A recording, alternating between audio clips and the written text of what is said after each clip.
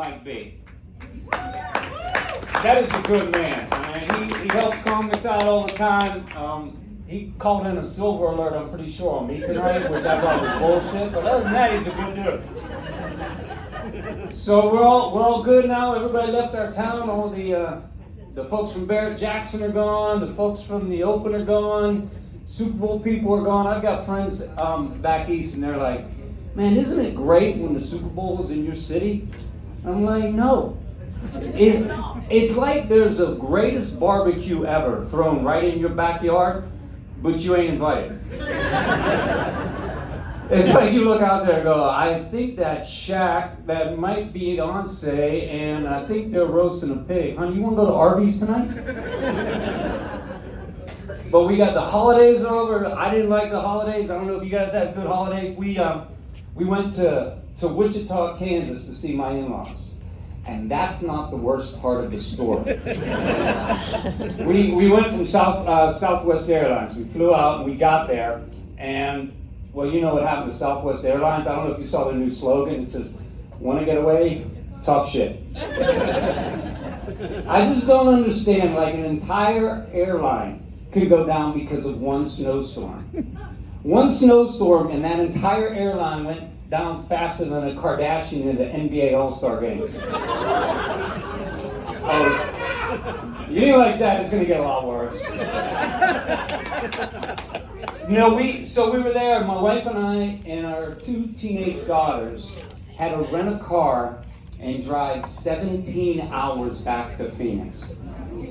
17 hours in the car, but it was actually not bad because we got to talk about stuff that, because you know in life you don't get a chance to talk about things and work through issues. Like we came to a decision, my wife and I, that we didn't want to have kids. They just don't fit our lifestyle, and it didn't land well with them. We were supposed to decide that before we had us. We didn't know you were going to be that annoying.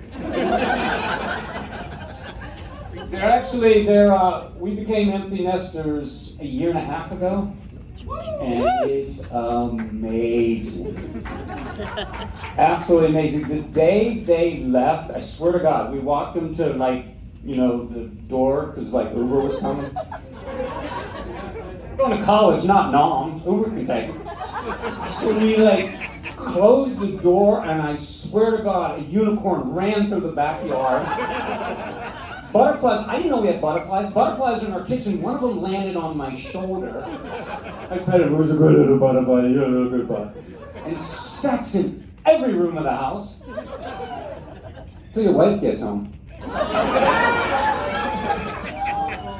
And the jobs, you have chores and you have jobs around the house that were such a pain in the ass, becomes like nothing. Like, I used to hate emptying the dishwasher.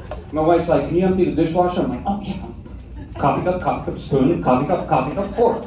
Clothes.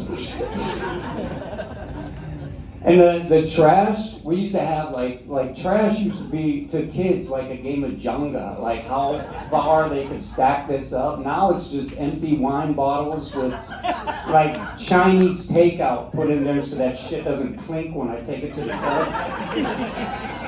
Yeah, we have been drinking too much. I read somewhere that if you eat cheese when you drink wine, it's supposed to be sophisticated and not a drunk. So, to that point, I've got 4,132 slices of American cheese in our kitchen, so everybody needs a grilled cheese, hit me up. But I heard there's some younger people. Anybody have young kids? Yeah. Yeah, that's great, man. And if I can be serious for just a second, if you have young children, especially daughters, man, be part of their life.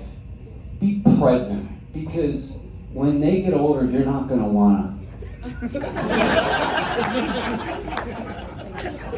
They turn to monsters real quickly. And we've been married. We got married late in life. We've been married for 22 years. Thank you. The first 21 are the hardest. It's true. And anybody, single guys, I'm going to give you a little bit of advice. Marry late in life. Because when you marry late in life, you marry up. That's a fact. Absolute fact. And I got a theory on how that happens. Have you ever been really, really hungry and you like go out and you're gonna get like a steak, right? And you go down to the restaurant and they go, well, it'll be an hour and a half. And you go, God, I can't do an hour and a half. I need to eat now. And right behind you is, bing, Carl's Jr. I'm her Carl's Jr. I'm like her bacon Western burger. I literally wake up every single morning and I look at her and I go, I'm sorry. And she's like, well, it was late. You were open.